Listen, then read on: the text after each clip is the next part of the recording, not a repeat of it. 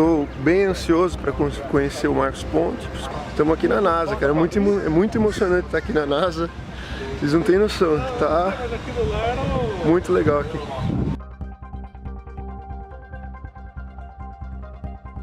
É um dos considerados mais vistos do mundo. Ele foi construído na época do projeto Apollo e foi preservado, aquele painel lá.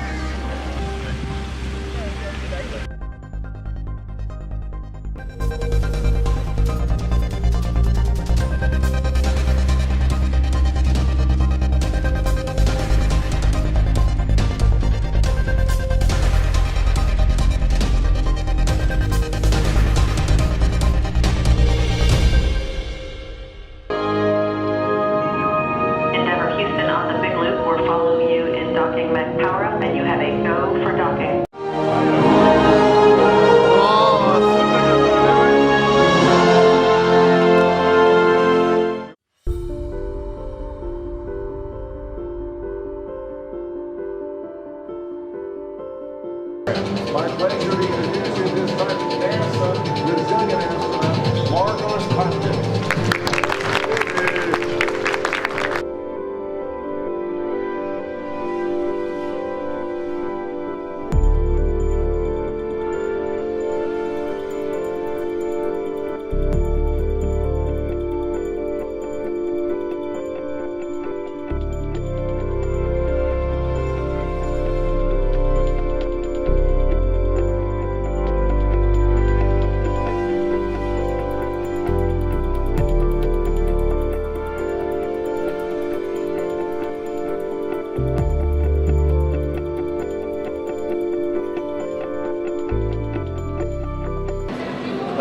This Bigelow Space Station is going to be like a hotel in space, private.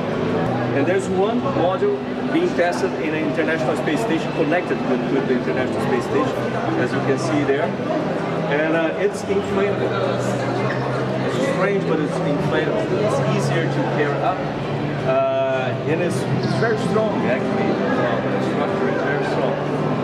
Hopefully, in future, next years, maybe 3 or 4, 5 years, we have another station. Yeah. Actually, we have 2 modules in space already, but they are not for human, certified for human flight yet. In the Soyuz, we have 70 centimeters separating you from the thermal protection shield. It will hold outside more than 2,000 degrees. So imagine that. It fails, we got the same problem that Columbia had. So we would die in 10 seconds inside, because all this heating will transform the air around us into plasma. So superheated plasma. What's the problem there in space? The problem is you have like microgravity, so everything floats, right? Everything floats. You float, everything you do will float, right? So how do you solve that problem? You see here, this has like a vacuum in there, so it's low pressure. So everything you do will go in and not go out. So this is a good part. See water inside, right? And if you mess a little bit when you flush, everything is clean, so no problem. You don't have to be clean every time there. In here, if you look, there's no water. It's just a small hole like this big. If you miss, you have to clean before the next one, which is not comfortable, right? So to help us with this, you see this display here? And there's a camera. You can see that. Then you put your hand there, you can see there's a camera looking up. So if you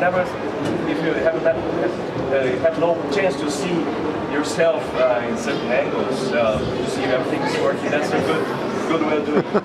And so what you do, you just have to look here and align everything. So, don't tell this anyone, this is a secret. Okay? If you want to be sure, just put your hand here, you're going to see your hand there.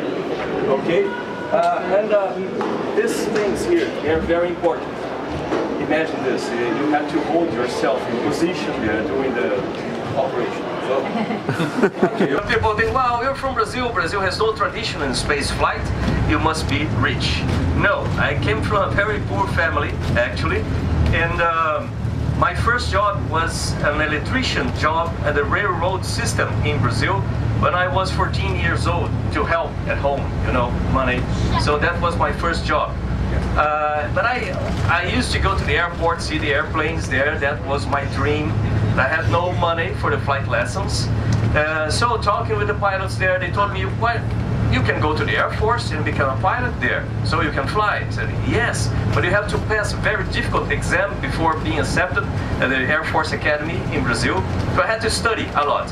So I was working and studying at the same time to be accepted at the Air Force Academy. That's my 3 years doing the high school, my high school time there. And then I did the test and I went to the Air Force. But what I'd like to tell you is one of those days I was working there and I told my friends that I would like to be a pilot. And they told me, they looked at me and said, you be a pilot, this is impossible. This is just for rich people. You're never going to be there. You're going to be frustrated. You know, again, for the young guys here, when you have a dream and talk about your dreams to other people, normally they'll tell you that's difficult, it's impossible, things like this. Don't listen to them. Listen what you have inside. That's the most important part. So I got home that day and I was really sad. My mother, she came from work. She was Italian, really energetic person, blue eyes. So she looked at me and said, why are you so sad? I said, no, why are you so sad? I said, okay, I told my friends that I want to be a pilot. They told me this is impossible. Probably they're right.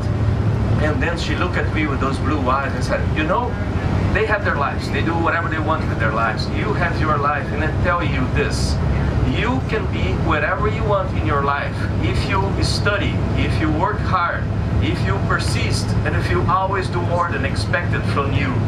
She said that with so much of energy. Still today I remember her voice, her eyes telling me that. So for the parents here, pay attention to what you say to your kids, because that will be their future. That's very important for their future.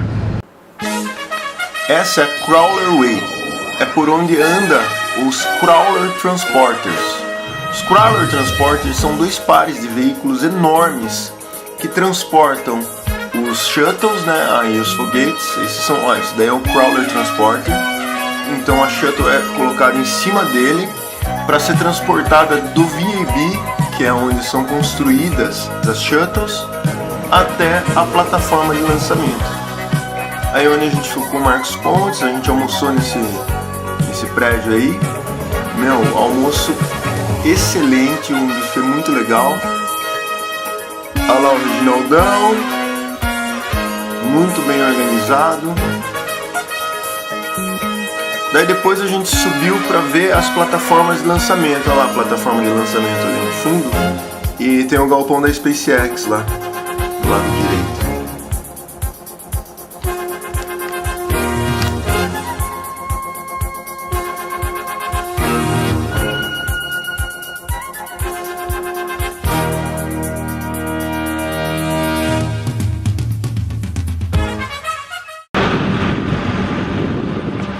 Agora a gente está subindo aqui uma plataforma que vai ter uma base de controle remoto, uma câmera de controle remoto aqui, que eu vou mostrar para vocês aqui, essa câmera.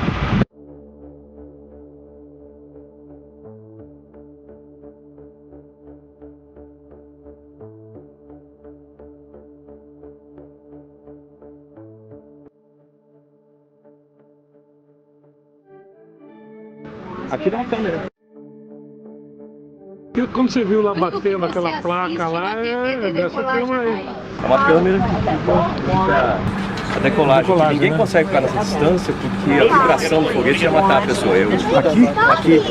Aqui, essa aqui é direto. Ele vibra tanto que o seu coração vai parar. Após da lá que saiu os Apollo, as coisas saíram lá. Era projeto militar. Hoje já tem projetos aqui. Esse e aqui do outro lado. Aqui do lado do meio lá. A gente viu que são projetos civis. Os ônibus espaciais saíram de lá. O ônibus espacial. E a Apollo saiu de lá do outro lado. And my family stayed in Houston during the 5 months I was training in Russia. So the last day they went to Kazakhstan to watch the launch, and I remember the Russians, the way they say things, they told me, you know, Marcus, your family is here, room number 232, you have 30 minutes, half an hour to say goodbye to your family. You see so much of technology here, but the most important part is people. Take people from our lives and life make no sense anymore. So, and I remember that day I was there talking with my daughter, my son, and my wife in that room in Baikonur, and I didn't know what to say to them. That's strange because we always think that the people that we love the most are going to be with us forever. We are going to be with them forever. And that's not true, but sometimes we believe that. And so, for example, what would you say to your kid, to your son, if you get just half an hour to say goodbye to them? You don't know. And sometimes it takes so long to say normal things, like then to your son, I love you just because of my son. But no, not today, maybe tomorrow, maybe the day after. No, the best day is today, to be with them, hug them, kiss them, tell them whatever you want to tell them, that you love them, but you never know. So when they left the hospital, and they walked out of the hospital, I went upstairs to start the preparation for takeoff, and that was the most remarkable moment for me in the flight. It could be the last time I was flying. So next day I was sitting there at the top of that big rocket. It's 49 meters high, like 16 stories building. Sitting there waiting for takeoff. So 6 seconds before takeoff, the engines started. And all vibration, a lot of vibration. Then it opens and you start moving to space. 9 minutes I was in space. So 2.5 Gs, 2 Gs, 6 Gs in last stage, and then have main engine cut off. And everything started floating there. We had just our small spacecraft. I took off my clothes, they were floating here in front of me. There was this small window that I had to see outside to see the planet there for the first time. So I really lived with the seatbelts right there. Look, beautiful blue planet here. And this is amazing. People ask me, what was your first thought in space? For me, the first thing that I remembered was my mother telling me long time ago when I told my friends that I would like to be a pilot. They told me, this is impossible for you, just for rich people. Remember that? And then she told me, you know, if you can be whatever you want in your life, you study, work hard, succeed, always be more than expected from you. And I remember her telling me that, exactly that, at that moment in space, looking at the blue earth, exactly the same color of her eyes, so the blue eyes. Unfortunately, she couldn't see this with her blue eyes because she died in 2002. That happened in 2006, but I'm sure from whatever it is, she could feel maybe see that. And for me, it was really important sharing with her that moment. Because you know, in life, we try so hard to do something to accomplish a project objective. And when we get there, normally we remember everything that went wrong.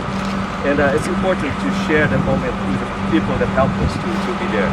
So for me, that was really remarkable moment in space as well. So I just want to tell you this here because you see the pads here. And remember, people are the most important parts. Thank you.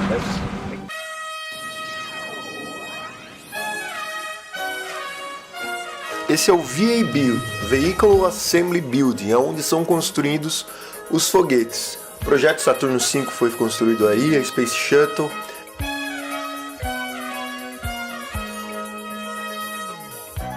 Tá vendo a bandeira dos Estados Unidos ali em cima? Ela tem o tamanho de um campo de futebol. Esse prédio ele tem 3.664.883 metros cúbicos, gente.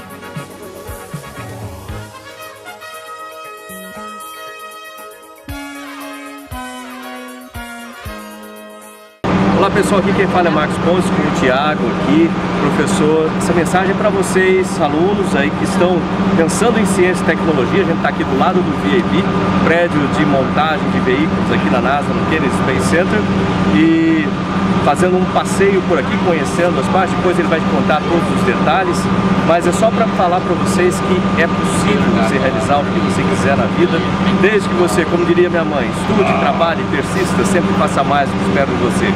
Tá ok? Então, sucesso a todos vocês, estude, chegue lá, Royal. Um abraço. Obrigado, Marcos.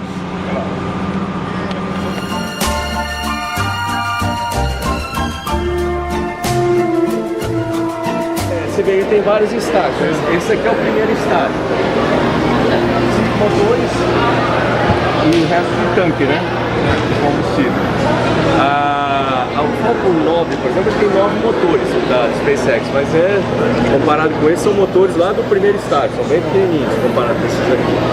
Esse aqui já é o segundo estágio, esses 5 motores também.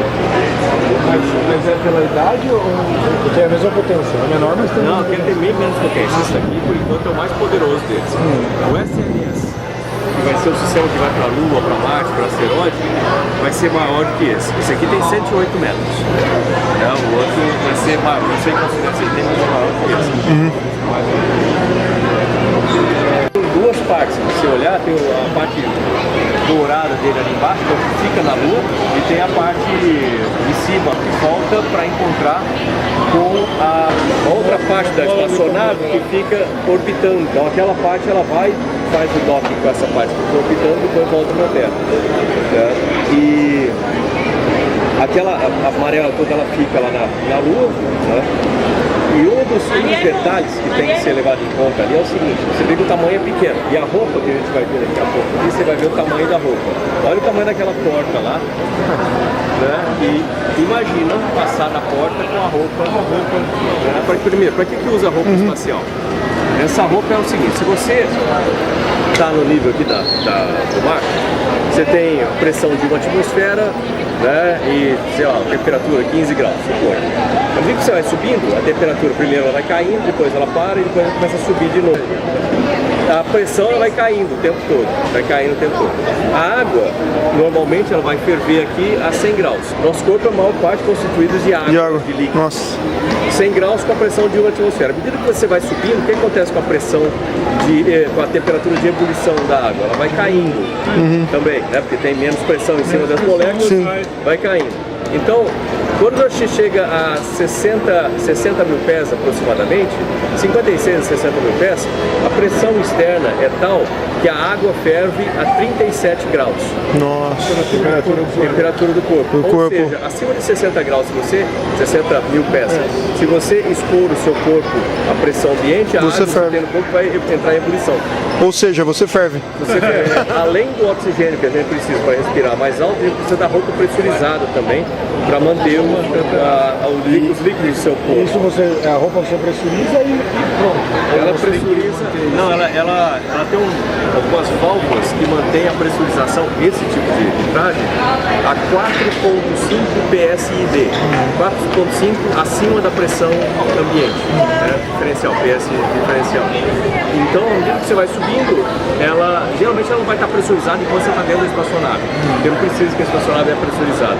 Quando você vai sair da espaçonave, você vai ter que pressurizar a roupa, tem todo o procedimento para fazer isso, e ela vai te manter viva. Agora pensa no seguinte: se a roupa não tivesse nenhum tipo de restrição, né, fosse como um balão, quando você chegar na Lua, que não tem nada de atmosfera, e você expor aquela roupa lá fora a 0 atmosfera, ou no espaço 0 atmosfera, com ela pressurizada, o que acontece com ela? É enorme, certo?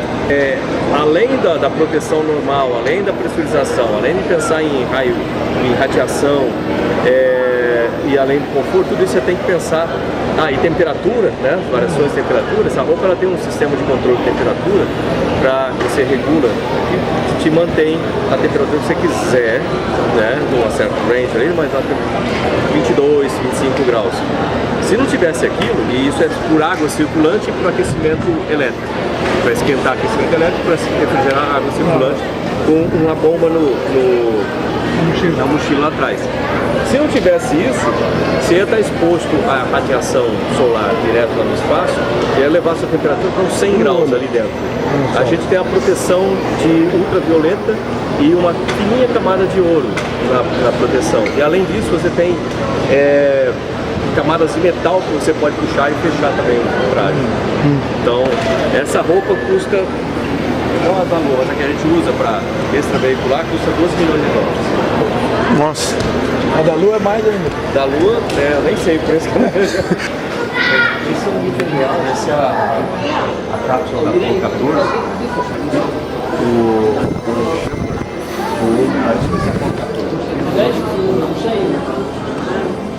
É a 14, lá na chapa, e dá para ter uma ideia do tamanho dela. Você vê que ela está toda chamuscada, porque o painel térmico dela aqui vai sendo queimado durante a reentrada, tá? Desse jeito mesmo.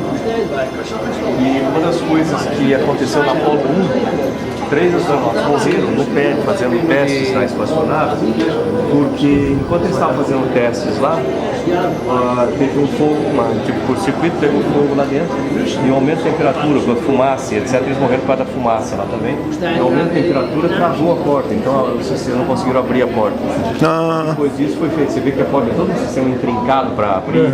Vocês têm que, ao mesmo tempo, ser capaz de abrir, ao mesmo tempo ser capaz de pressurizar ela, né, sem que trave ali dentro, né? Então, parece simples, sistema de porta, janela, mas é complicado para você trabalhar com pressurização. Dá para você girar o eixo da cápsula. E quando você gira o eixo da cápsula, ela é simétrica, né? Então, se você gira um pouquinho, ela está descendo, logicamente ela vai ter um pouco de sustentação, né? Muito pouco, é 0,3 a razão de sustentação arrasta. Ela tem muito mais arrasto que sustentação, mas ela tem uma simetria e você pode imaginar com um eixo de sustentação aqui. Se você faz uma rotação com ela, você girou o eixo de sustentação para o lado, então ela começa a ir para o lado também. Então dá para você direcionar mais ou menos a cápsula. E você faz o direcionamento com esses foguetinhos aí. Então dá para ter uma ideia do tamanho da... E a Soyuz é 2/3 do tamanho. Um exemplo de pedra lunar. Isso aqui que é aquela que ele falou de 50 mil dólares. Não. Tem uma ali que dá pra botar a mão nela também. E aqui há algumas roupas, né? Esse é do Jim Lovell. Né? Essa é do Jim Lovell? Jim Lovell. Mas essa é uma macacão 13. simples, né? Isso aí é macacão interno. Macacão interno, né? Para usar dentro da espaçonave, né? Isso. Aqui já é o capacete. Capacete, aquilo que eu falei das camadas aí. Sim, que você vai baixando, né?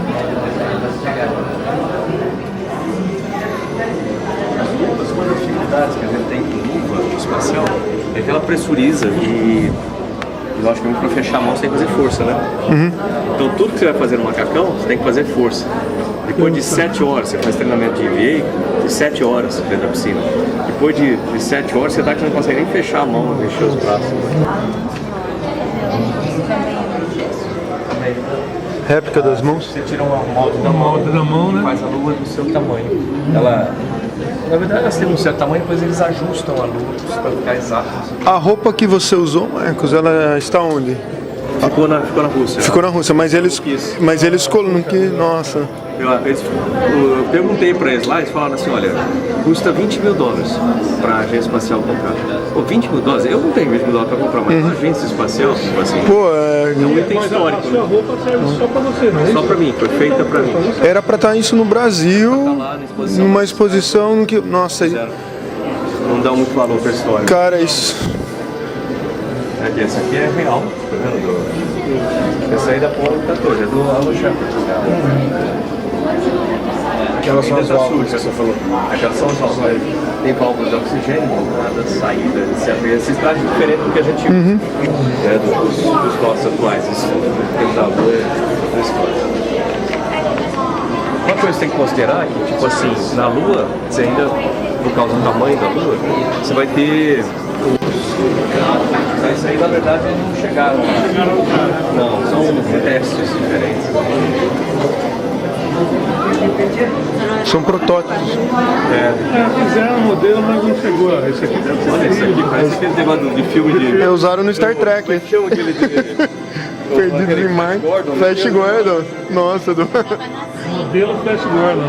1963, ó. Cara, esse é o modelo Flash Gordon mesmo. O cara imaginou numa armadura, por isso que ele fez tudo assim.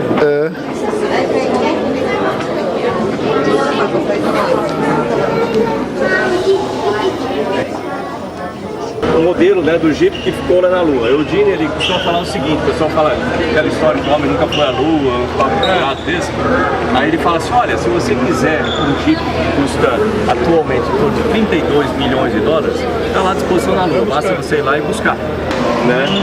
Então é o que tem dentro daquilo lá. Esse é o cockpit aqui. Os caras estavam aqui para pousar na Lua, né? Um detalhe é o seguinte, primeiro, você vê que tem poucas janelas para você enxergar. Então tem que treinar bastante para poder pousar. E o combustível era apertado também. A quantidade de combustível era exata para pousar e para você poder vir embora. Se você gastar o combustível, você vai ter que ficar na Lua. Né? Um detalhe que aconteceu na missão na primeira missão da Apollo 11 foi o seguinte, você vê que tem uma série de circuit breakers lá, né? Que eles pressionar assim. E o traje ele é muito grande e a porta é pequena. Ou seja, movimentar com esse negócio dentro, isso aqui não é muito fácil. O cuidado que eles tinham que ter é não deixar a porta travar, logicamente, com os dois do lado de fora. Tem que ter uma coisa difícil. E aí eles desceram os dois, né, com esse tomate, esse negócio estava na cabeça, voltaram para começar a fazer a preparação para eles poderem voltar para a Terra e acionar os sistemas. E nessa de girar ali dentro do traje, então, um deles quebrou um desses circuit breakers aí. E aí, pô, não funcionava, né? Sem o circuit breaker não tinha como. Sem o fusível, vamos dizer assim. E aí eles ficaram naquela situação, como fazer para dar partida de novo, que era um sistema elétrico. E aí o Buzz Aldrin teve a ideia, ele pegou uma caneta e segurou o circuit breaker com a caneta enquanto fazia outra operação e o pilotou para eles saírem de lá. Então foi um salto numa caneta. Ele ficou segurando uma caneta. Você vê, até aí você tem que ter criatividade. Se virar. Dela, né, na sequência, assim, tem a cápsula. Bom, começando lá de cima. Aquele é o foguete de escape. Esse foguetinho aqui em cima, caso exploda o foguete durante a decolagem, esse foguete ele vai acionar, vai desconectar a cápsula e vai acionar o paraquedas, para separar a tripulação. Só dá só para tirar, como se fosse a cadeira de ejeção. Aí você tem o foguetinho, tem a cápsula, tem a parte de propulsão tá aqui, do estágio, e atrás dele tem aquela parte lá, né, que é o módulo lunar, uma coisa. Tá. Mas, peraí, como é que a gente vai fazer para fazer a propulsão com o módulo lunar atrás? Entendi. Entendeu? E ele vai ter que sair primeiro para pousar na Lua. Então você vê que alguma coisa está na ordem errada. Entendi. Por isso que logo depois que eles decolavam, entravam em órbita da Terra, né? Durante aí vinha uma parte que todos os astronautas temiam, assim, tá, né, tem que fazer isso aqui, né? Que era você tem desconectar essa parte, né? Do módulo, daquela outra parte lá, desconecta, gira, volta, captura. Aqui está faltando um pedaço, vai ter um módulo a parte para fazer o docker. Docker era aquela parte, e aí era a parte difícil, você tem que treinar pra caramba para fazer essa docagem. Retira o módulo lunar e aí você está com o sistema completo para ir para a Lua. Na sequência correta. O motor atrás, aí o módulo e o motor, a cápsula e o módulo. Ele remonta, na verdade. Não, isso aí vai embora logo depois que passa a decolagem, chega a uma certa altitude, solta esse disparador. Mas ele dispara ou você só solta ele? Não, você tem um botão que você ejeta. Só ejeta. Ele ejeta essa parte aí. Tipo borracha de carro, tem uma do lado do outro. Enche aqui lá para ajudar a vedar. Aí você libera as válvulas para ver se não tem vazamento naquele espacinho que ficou depois. Entendi. Ela pressuriza, aí você fecha e mantém o controle de pressurização, fica olhando a pressurização para ver se não começa a cair a pressurização, se não tem um buraco lá. Senão você não abre as duas redes. Depois você checou tudo isso? Aí, quando você abre tudo isso, você tem o que de tamanho? 60, 70, 87. 87. Atualmente, esse aí eu não sei. Falando da estação espacial. E aí ele abre um para dentro, outro para dentro, aí você tem a passagem livre lá. Passar. E quando você, por exemplo, você for fazer isso e encostou na estação internacional, você mexe aqui no cálculo, não, mas no cálculo de órbita, você sai de lugar. Não chega a ser tanto assim. A gente chega com ponto 15 metros por segundo. Ponto 15 metros por segundo. Quando a gente vai chegando próximo, a gente vai reduzindo. Ponto 15, ponto 10, ponto 5. Mas isso com esses foguetinhos de controle. E com a inércia, basicamente. Aí quando a gente bate, dá ponto 1, quase nada. Mas tem que ser o suficiente pro pino entrar. Eu esqueci de falar isso. Que no final do teu cone, no final tem um buraco. E na frente do sistema de acoplagem tem um pino. Aquele pino, se você entrou direitinho ali, ele vai entrar no buraco. Né? Ele vai chegar, entrar na posição e entrar no buraco. Quando os LEDs começam a puxar, ao mesmo tempo tem uma coisa que agarra o pino aqui, puxa ele também para vir segurar. Aí os parafusos entram. Os parafusos entram, você solta os LEDs. Aí você solta os LEDs. E aí aquele negócio fica solto para você poder abrir as escotilhas. Quer dizer que é treinamento para você fazer a comprada, então? A gente faz muito. Eu não sei quantas vezes, mas muito. Muito. Porque o sistema, assim, tem um sistema automático, ele faz sozinho. E tem um sistema semi-automático, ele vai degradando. Às vezes você perde a distância, indicação de distância. Às vezes você perde algum tipo de controle. A gente vai degradando o sistema até fazer tudo manualmente.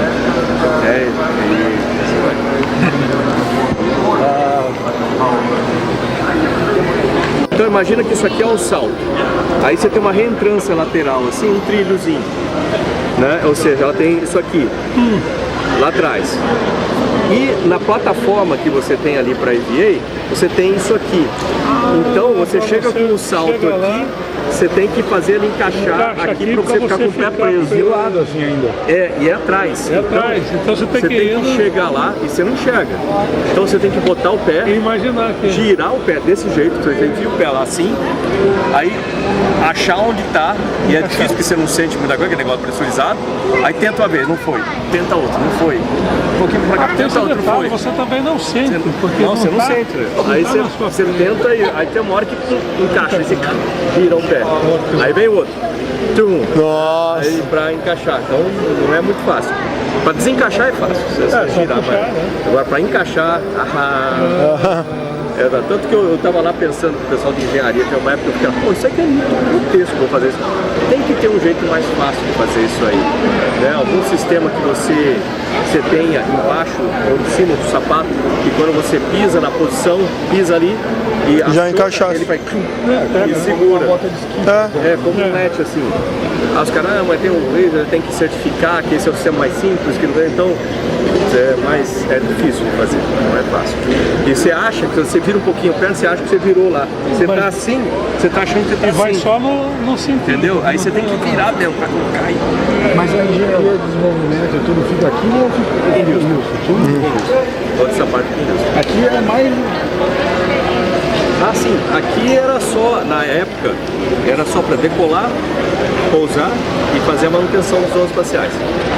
Acaba aí. Em Houston a gente vai desenvolvendo sistemas de tripulados, com todos os seus tripulados são desenvolvidos em Houston, os trajes, comida, os sistemas da espaçonave a ver com vida da tripulação, treinamento, tudo lá. Uma partezinha do treinamento, só a parte final era feita aqui. Agora, aí as partes do ônibus espacial são distribuídas pelos centros. Estrategicamente é mais interessante você não ter tudo num lugar só, se um terrorista louco joga uma bomba num lugar, você perde tudo ali. Então tem sempre duplicado e espalhado, estrategicamente espalhado. A presença do Marcos Pontes foi muito importante, pelo carisma que ele tem, pela inteligência que ele tem e pela conversa que ele tem com as pessoas. Muito bom. Exatamente. E vamos que vamos, nosso passeio, né? Não acabou ainda.